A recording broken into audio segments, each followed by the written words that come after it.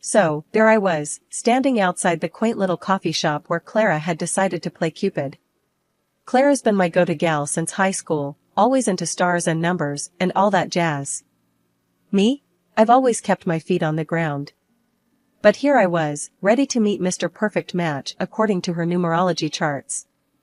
I spotted Clara waving frantically from inside. Pushing through the door, the bell jingled loudly, drawing a few glances. "There you are, Elle.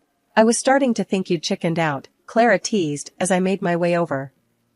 "Chickened out? Me? Never," I scoffed, rolling my eyes but smiling. "But remind me again why I let you talk me into these things." Clara's eyes sparkled with mischief. "Because deep down, you know I'm right. Plus, you've gotta admit, your dating pool has been more like a dating puddle lately." "Harsh, Clara. Really harsh," I said, but I couldn't help laughing. That was Clara for you, no filter, but usually right. Just then, a guy walked in, tall, dark hair, easy smile. The kind of smile that reached his eyes and made you want to smile back, even if you were trying to stay cool. "Ah, that's him," Clara whispered, giving me a nudge. "Mark, over here." Mark turned our way and walked over. He had a confident stride but not too cocky, which was good. We shook hands, and his grip was just right, not too firm, not too weak. "Nice to meet you, Elsie. Clara's told me a lot about you," he said, his voice warm. We ordered our coffees, and I went for my usual, black, no sugar. Mark went for the same, and Clara teased, "Look at you two, already a perfect match." As we settled into our seats, the initial awkwardness melted away surprisingly quickly. Mark was easy to talk to. He didn't just talk about himself either, he asked about my work as a video editor, genuinely interested in the details. "So, you edit videos? That sounds cool. Bet you've seen all sorts of crazy footage," Mark said, leaning forward, elbows on the table. "You have no idea," I laughed. "From wedding bloopers to failed YouTube stunts, I've seen it all." "What about you?" Clara mentioned something about engineering. "Yeah, I work with a small firm downtown. We handle all sorts of projects, from bridges to buildings. Keeps me on my toes," he explained. The conversation flowed from work to movies to our shared guilty pleasure of bad reality TV. It felt like talking to an old friend rather than a guy I just met. As the evening wound down, Mark said, "I had a great time tonight, Elsie. Maybe we can do this again? Just the two of us?" I hesitated for a split second, old habits die hard, but nodded. "I'd like that." We exchanged numbers, and as I walked home later, I couldn't help but think maybe Clara's numerology wasn't all nonsense. Mark really did seem like a great guy. But only time would tell. For now, I'd just enjoy the flutter in my stomach that I hadn't felt in a long time. When I moved in with Mark, everything felt like it was falling into place. He had this old house, a bit of a fixer-upper, but it had charm. We started talking about making it our forever home, and that's when the whole money talk came up. It was a lazy Sunday afternoon, and we were lounging on the couch with cups of coffee, going over some bills and future plans. "Elle, you know how I've got that mortgage hanging over me, right?" Mark started, a bit hesitant. "I've been thinking, maybe we could use some of your savings to pay it off. It would be a load off, and we could start fresh, you know?" I took a sip of my coffee, buying some time. My savings weren't just rainy day money, it was the inheritance from my grandma, meant to be something special, something she saved for me. "Mark, that's a lot of cash. We talking about all of it?" I asked, trying to keep the surprise out of my voice. "Not all, no. Just the mortgage part. We'd still have plenty left for the house and maybe some extras," he said quickly, like he'd rehearsed it. I set my coffee down and turned to face him. "Look, I get where you're coming from, but that's big money.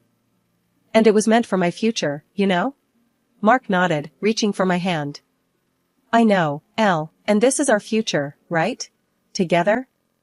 Paying off that mortgage would mean less stress about finances. We could even start talking about renovations or a new car." I pulled back a little, thinking it over.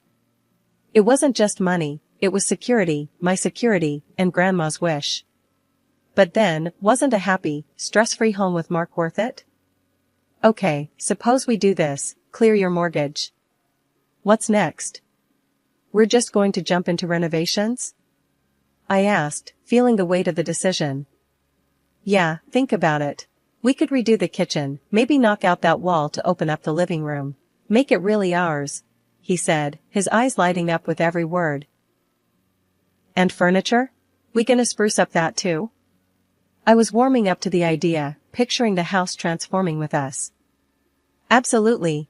New couch, dining set, maybe even that patio set you were eyeing last week, Mark replied, squeezing my hand. So, we did it. Paid off his mortgage and started planning the renovations. The next few months were a whirlwind of contractors and paint samples. The house was turning into what we'd imagined, and it felt good, mostly. There were moments, late at night, when I'd wonder if I'd put too much into this, too soon. But then I'd see Mark, all excited about picking out fixtures or tiles, and I'd tell myself it was right. The phone call that shook our newly renovated home came late one evening. Mark's phone lit up, buzzing insistently on the kitchen counter. The look on his face when he picked up told me it wasn't good news. Mom? Slow down, what's happened? Mark paced the length of our kitchen. I could only catch bits and pieces, but enough to piece together the emergency. His dad had a stroke. Okay, we're coming. Just hang tight. Mark ended the call and turned to me, his face pale. It's Dad, he's had a stroke. We need to go, Elle. Packing a bag in a whirl, we drove through the night to his parents' place in the next city over. We arrived to find Mark's mom, Linda, a small, wiry woman with more nerves than calm. She was fretting in the doorway as we pulled up. Mark, thank God you're here, she said, pulling him into a tight hug. Then her eyes landed on me. Elsie, you too. Inside, the house was dim, the air thick with tension. Linda led us straight to where Mark's dad, Joe, lay in bed, his left side immobile, his face drawn. Dad, it's me, Mark. We're here now, Mark said, trying to keep his voice steady. Joe's right hand twitched, his eyes showing a flicker of recognition. Linda hovered by the bed, wringing her hands. He can't speak. The doctors, they don't know if he'll recover fully. What are we looking at here, Linda? Does he need rehab? A nurse? I asked, feeling out of my depth but needing to know the plan. Linda shook her head, a stubborn set to her mouth. No, he stays here. He wouldn't want to be anywhere else. But Linda, think about professional care. He needs specialists. I pushed gently, knowing she was scared but also aware of what was at stake. No, Elsie. We can't afford that, and this is his home. He stays, Linda snapped, her tone final. At a family dinner that night, the air was tense as Mark and Linda laid out their expectations. Mark took a deep breath. Elle, I have to head back for work, but Mom needs help here with Dad. You've seen how hard it is for her. Linda nodded, her gaze fixed on me. Yes, Elsie, please. I can't manage on my own with my sciatica acting up. It means so much to us. I felt the weight of their gaze, the desperation in Linda's voice. Mark was looking at me too, his eyes pleading. I knew what my answer would be before I even said it out loud. After Mark left, the reality set in. It was just me and Linda, and mostly just me, taking care of Joe. Linda's bouts of sciatica left her bedridden many days, and I was running the house, managing medications, and trying to keep up with my own work remotely. The days were turning into a blur of endless tasks and mounting frustrations. Linda, blaming everything on her own health issues, didn't lift a finger around the house. Worse, she had a knack for making me feel like nothing I did was ever enough. Elsie, are you going to sit at that computer all day? Linda's voice would slice through the quiet of the house like a knife. I was hunched over my laptop, trying to meet a video editing deadline, the stress evident in my tightly furrowed brow. I'm working, Linda. This is my job. I'd respond, my voice strained but calm, keeping my eyes fixed on the screen. It doesn't look like much work to me, she'd scoff, shuffling off with an air of disapproval. I bit back the sharper retorts teetering on the tip of my tongue. After all, she was family, and family meant biting your tongue until it bled, right? But it was hard, especially when I felt more like a maid than a daughter-in-law. Each day, I cooked, cleaned, and cared for Joe, my father-in-law, who still hadn't regained his ability to speak. His eyes, full of gratitude and apology, often met mine, offering silent thanks that Linda never voiced. During one of my increasingly rare calls with Mark, I tried to explain how strained things had become. "Mark, it's tough here. Your mom, she's really hard on me. And your dad needs more care than I can manage on top of everything else," I confided, the weight of my exhaustion evident in my voice. "I know it's hard, Elle. Just hang in there a bit longer, okay? Dad will get better, and once he's up on his feet, you can come back home," Mark pleaded.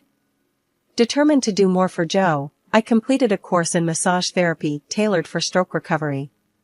Each evening, after the dinner dishes were cleared and Linda had retired to her room with a grunt, I'd help Joe into a comfortable chair and gently work his stiff muscles. Things took a surprising turn when Linda announced she was feeling better and wanted to visit Mark. "I think I'll go stay with your husband for a few months, see the city," she declared one morning out of the blue.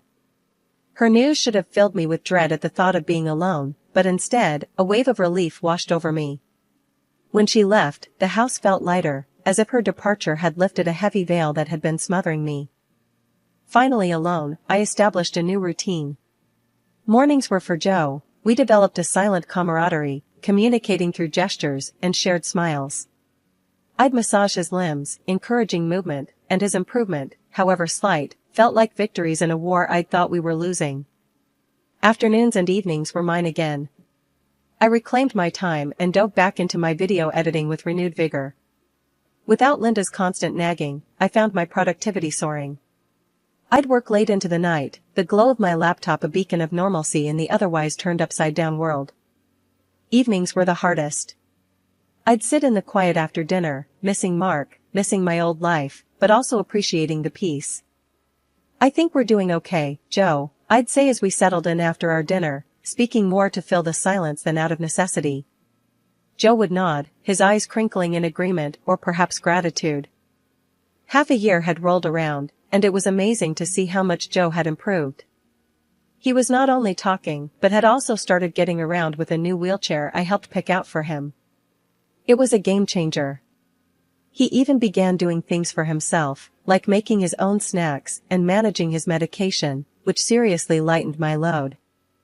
During this time, Joe and I had grown incredibly close, so much that he started calling me his daughter, which warmed my heart every time he said it. It wasn't just about care anymore, it was about family, about the bond we had formed. One lazy afternoon, we were both in the living room, Joe in his wheelchair, flipping through channels, and me with my laptop, trying to catch up on emails. A thought had been nagging at me for a while, and seeing him so active and independent brought it to the forefront.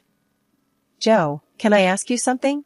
I began, hesitating a bit as I closed my laptop. "Of course, kiddo. What's on your mind?" Joe looked over, his face open and inviting. "Well, I was wondering, why didn't you ever consider going to a nursing home or maybe even short-term care at the hospital? It might have made your recovery easier," I said, genuinely curious. Joe looked genuinely surprised.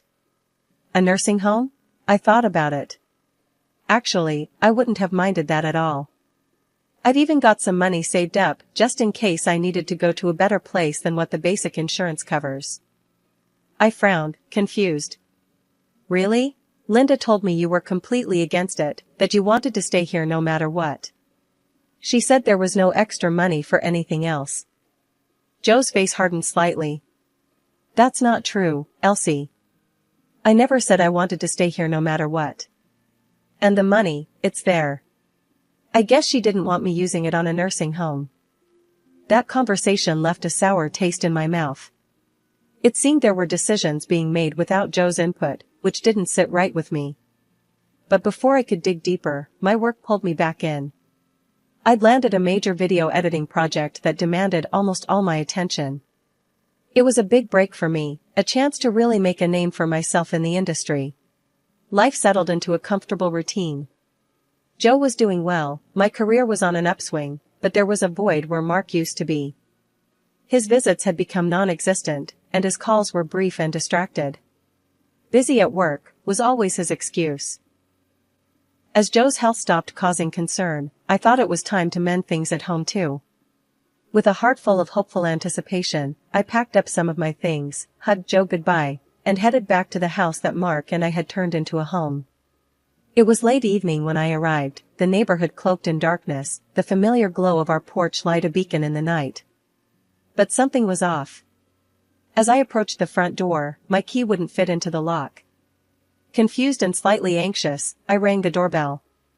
After a few tense moments, the door swung open, revealing a woman I'd never seen before. "Can I help you?" she asked, eyeing me suspiciously. I live here with my husband. Who are you?" My voice trembled, a mix of confusion and growing dread setting in. "I'm just watching the house for the new owner," she responded, her tone cautious yet firm. "New owner? There must be some mistake. This is my house," I said, the firmness in my voice belying the shock that was starting to take hold. "I'm sorry, ma'am, but the house has been sold." "Maybe you should call your husband or something," she suggested before she started to close the door. Panic rising, I stepped back, pulling out my phone to call Mark. My hand shook so badly, I nearly dropped it twice. When he finally answered, his voice was cold, detached. "Mark, what's going on? Why is there someone else in our house?" I demanded, my voice cracking under the strain. "Elsie, I sold the house. We needed to move on. I bought a new place with my mom. There's no room for you there," he said, his words like ice shards piercing through me. "But all the money I put into that house, our house. How could you sell it without even telling me?" I could barely keep the desperation out of my voice. Mark laughed, a sound so chilling it echoed in my ears. "You think you can prove any of that? Good luck, Elsie. Are you divorcing me?" My voice was a whisper, barely audible even to my own ears. "The papers are on their way to Dad's. You can sign them and send them back," Mark said flatly. "Mark, please, what about your dad? What about Joe?" I pressed, desperate for some semblance of sanity in this madness. "He's no longer my concern. Mom's got the will in her favor now. We don't need you, or him. Why don't you take care of him if you're so concerned?" His tone was dismissive, as if discarding not just his father, but our entire life together. The line went dead, the finality of the tone signaling the end of everything we had built. I stood there in the dark, alone, the cold night air wrapping around me like a shroud. The woman in the house turned off the porch light, and suddenly the beacon that had always signified home was gone, leaving me in darkness. I stumbled back to my car, my mind a whirlwind of betrayal, pain, and disbelief. The drive back to Joe's was a blur, my thoughts racing as I tried to piece together the shattered remnants of my life. How had everything gone so wrong so quickly? Steeling myself, I got out of the car and walked up to the front door. It opened before I could knock, Joe looking up from his wheelchair, his expression worried. "Oh, Joe, it's all gone. The house, Mark, he's left us with nothing." Joe took a deep breath and looked me straight in the eye. "Elsie, I've known about their scheming for a while now," he began, his voice grave but steady. "After my stroke, when I couldn't speak or move, I heard them. Linda and Mark, plotting right in front of me." I stared at him, aghast. "What? You knew?" My voice cracked under the strain of my emotions. Joe nodded slowly. "Yes, I heard them planning to sell the house out from under you. And worse, they planned to dump me in some cheap care facility once they cashed in on my assets." I felt a cold fury building inside me, replacing the despair. How could they be so cruel? To you, to me? I struggled to wrap my head around the depth of their deceit. Joe's face hardened. "They're only after the money, Elsie. That's all they've ever cared about." He paused, taking a moment before he reached into the pocket of his cardigan. Pulling out a set of keys, he placed them in my hand. "But I've made moves of my own. I bought the house back, secretly. It's yours now, Elsie. I want you to have it." Tears welled up in my eyes again, but this time they were tears of relief mixed with a fierce determination. Joe, thank you. I don't know what to say. The very next day, we met with Joe's lawyer, a seasoned man with a no-nonsense attitude named Mr. Gibson. In his office, filled with legal books and papers, Joe made it clear he wanted to change his will. I want everything to go to Elsie. She's the daughter I should have had, Joe declared, his voice unwavering. Mr. Gibson nodded, taking notes. I'll prepare the new documents. Elsie, you're about to become the sole heir to Joe's estate. Grateful, I simply nodded, overwhelmed by Joe's trust in me. We then tackled the issue of the money I'd invested in Mark's house. Mr. Gibson was methodical. We'll need to prove your contributions to the mortgage. Bank statements, any receipts you might have, witness statements from the bank officials. Fortunately, I'd kept meticulous records. I have everything. We can prove every penny I put in, I assured him, pulling out a folder stuffed with documents. That's good. We'll file for the recovery of your funds. They can't just take what you've rightfully invested, Mr. Gibson said, starting to outline a plan of action. With each step we planned, I felt more empowered, ready to reclaim what was mine and protect Joe from any more harm. When the divorce papers arrived later that week, I signed them without a second thought. I was ready to close that chapter of my life. A week later, Mark and Linda showed up at my doorstep, the house they once called theirs, now indisputably mine. Their faces were the picture of desperation. I had already heard through my lawyer that they were panicking over the lawsuit I planned to file, demanding back the $150,000 I had put into the mortgage.